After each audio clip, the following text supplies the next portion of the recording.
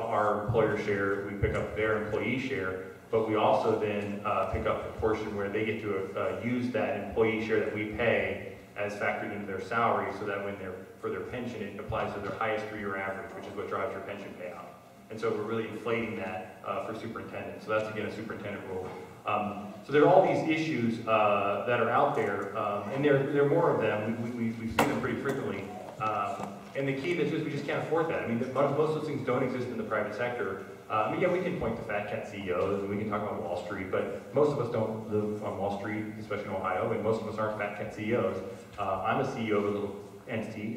When I started, I took a 34% pay cut, instituted on myself because we didn't have the money to support that. The next person down, I did a 25% pay cut. That's called reality, right? I couldn't go to, we're a donor-funded entity. I couldn't go to donors and say, sorry, you just need to give me more money. That's not the way it works, right? I had to show some fiscal accountability, some fiscal responsibility that then allowed me to make the case. And so that meant I cut my own pay and I cut the next highest person's pay. So some of this those are just realities we deal with in the private sector or nonprofit sector, in my case, all the time. And we're just saying, you know what, that's going to have to work in government too. And it's the healthcare provision piece, paying at least 15%. Private sector Ohio average is 23%. So most Ohioans are paying at least 23% of their premiums. In state workers, it's already 17, so that won't impact them. But local workers, it ranges from 7 to 11. In some cases, it's actually 0. And you're seeing this. The city of Reynoldsburg, which is a city just east of Columbus, is trying to get a 1% tax increase on the ballot.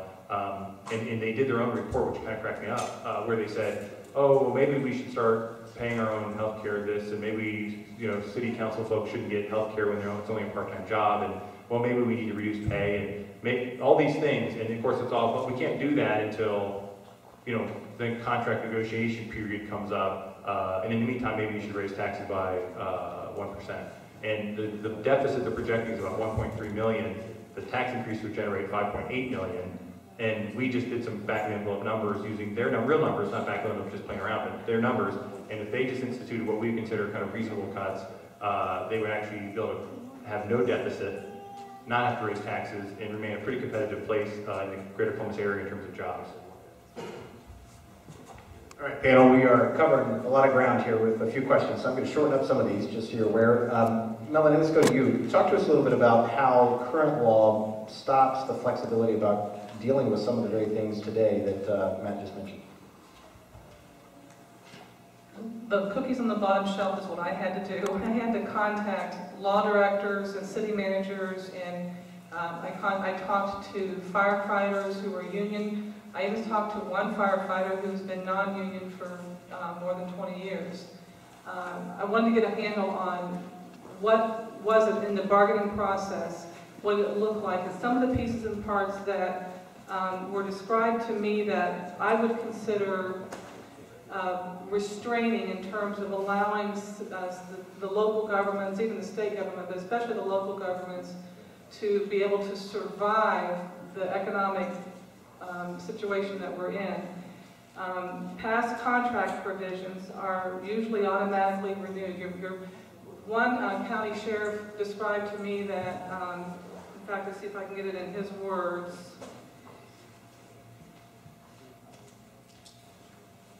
He said,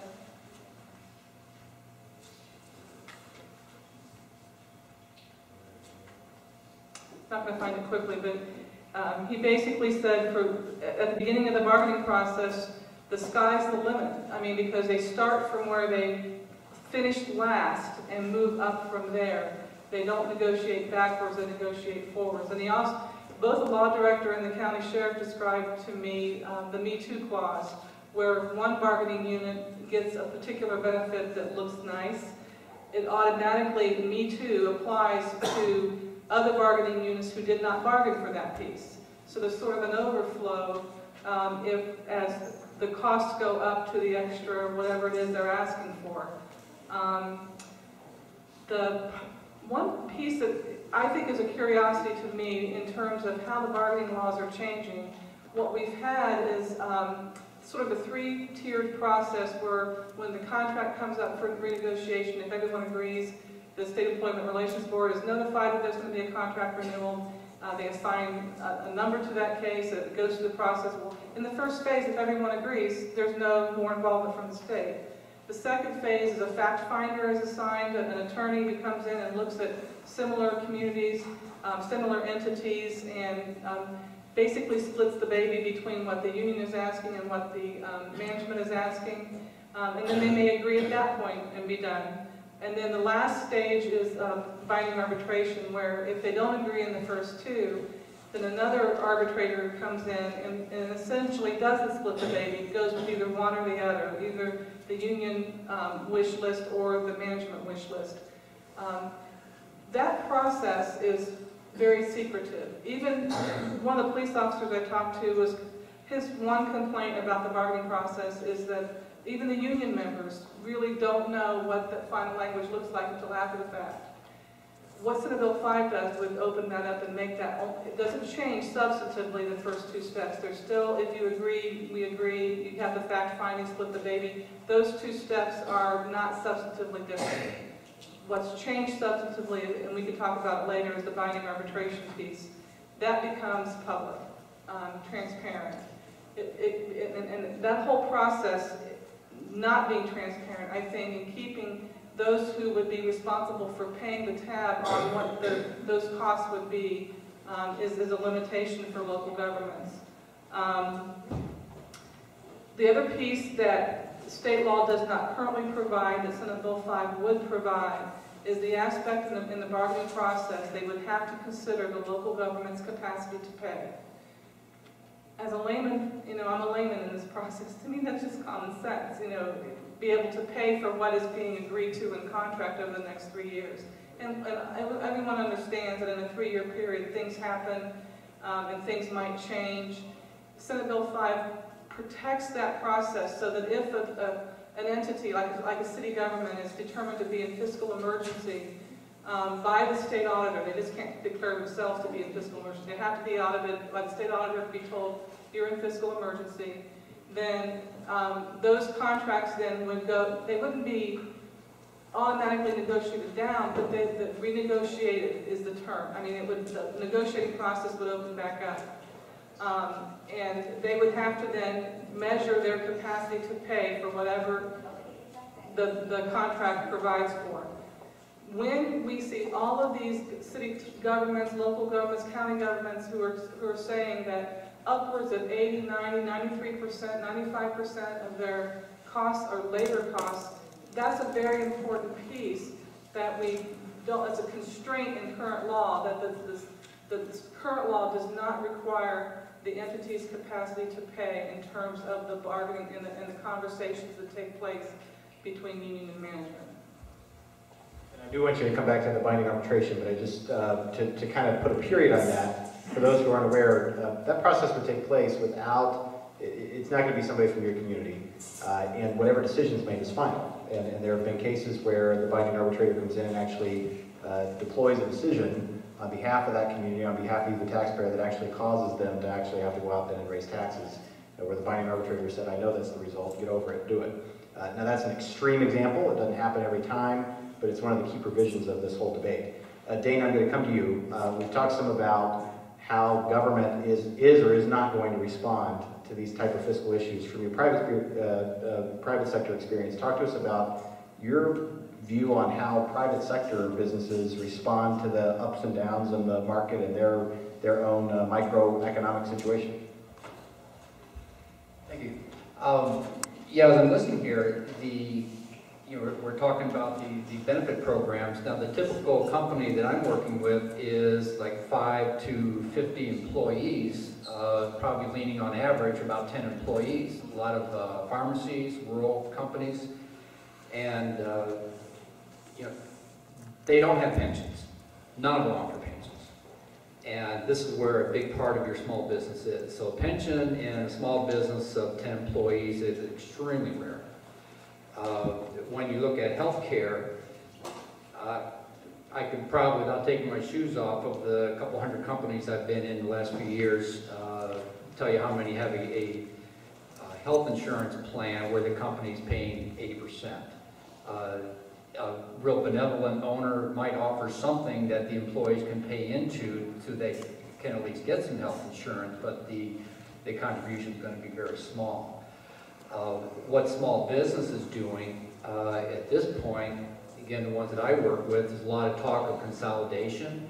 I just got a call today from a company, rural Northwest Ohio. They said we can't do it anymore. It's just, there's just too much regulation coming through in healthcare.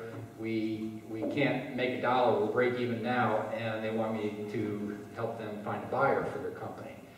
So, and actually I give a presentation for these small healthcare companies and pharmacies, what to do when you're squeezed. You buy or you sell, you expand to try to gain some critical mass, or you shut it down. And some are shutting it down. So the small business owner doesn't have the option to raise taxes, and they barely have the option even to lay off to reduce their expenses. So in my mind, what I see, talking with the small business owners, even here in Ohio, they consider government workers to be elite workers. We talk about, soaking the rich and taxing the rich. Well, you talk to the common man on the street, and they give their IT for the benefit plans that government workers have, whether they're state, local, or federal. So, small businesses squeeze, and they're not looking to expand. They don't have these benefit plans. They probably never will have these benefit plans. So, that's what I said. Yeah, I just want to add on that. One of the things you often hear in this whole debate is, oh, well, why do you want to bring government workers down to the private sector, or should we bring the private sector up to government? And that sounds like, oh yeah, sure, why don't we do that? Well, there's a reason why we can't do that in basic economics. We wanted to take this argument to its kind of logical conclusion. So what we did is we applied the 30-year starting pension of state workers, which is about $39,000, for every private sector Ohioan to get that same basic pension that a state worker is going to get after a 30-year career. It would cost Ohioans $123 billion a year in higher taxes, which would swallow 26% of Ohio's GDP. You can run the numbers yourself. I'm not making that up. It's that stark, because that's how good it is. And you just can't put that kind of a cost structure onto a private sector entity and say, well, provide that. Well, again, wouldn't it be great, but money's not on a money tree. So we actually have to make tough choices. And if you think about it, this one kind of provision, which doesn't sound like a big deal, having to consider an entity's ability to pay. That happened in City of Toledo. The arbitrator said, you're going to give raises, and it's not my problem for you to find revenue. You go raise taxes to find it. It is akin to what we're experiencing now with this fiscal collapse, right? People going to buy homes who couldn't afford to pay. And people said, well, sure, let them have the home, right? Who cares if it's 0% down, or who cares if we're not going to truly check records to make sure they make what they make? So their ability to pay was not really considered. And what do you know? That house of cards collapsed. And in the same sense, we're starting to see this now. I know you were going to mention it, but just today, the state auditor put the city of Akron on fiscal watch. Right? These are realities. This is going to start happening in school districts and in other places, one by one, as this fiscal crisis, global economic downturn continues, potentially double dips. Revenues continue to be tighter or go down, and we're not going to pass levies. 85% of all levies failed in August that were on the ballot in Ohio. There's a reason for that. Thanks, Matt. And I would just add, on the private sector, because Dane, I'm not even going to give you the microphone back. I just want a head nod. How do you know the surest way that you've got a management team that doesn't know what they're doing on the private sector? It's when they're out of money, they're losing money, and what they say to you or what they say to me is, let's just raise volume. Let's just sell more widgets, right? And often, sure, if they can do that, that's great, but that's not how you manage in the private sector. You cut your cost, and then you try to go out and sell more widgets, because that's the surest way to destroy yourself, is to just bet on the come. But Matt, let's go back. Before I do that, though, if you've got questions, please get them on the paper, raise your hand. Rebecca will come collect them. We're going to try to get to your questions as soon as we can. You have been a relatively unparticipative crowd up to this point. I hate to shame you, but we've done a bunch of these. And so far, either all of you are really smart, or we're really stupid, or some combination of the two. I'm going to insult you. We're stupid. Matt, let's go back to you. What happens without the ability of these local governments to control their personnel costs, as you've starkly pointed out?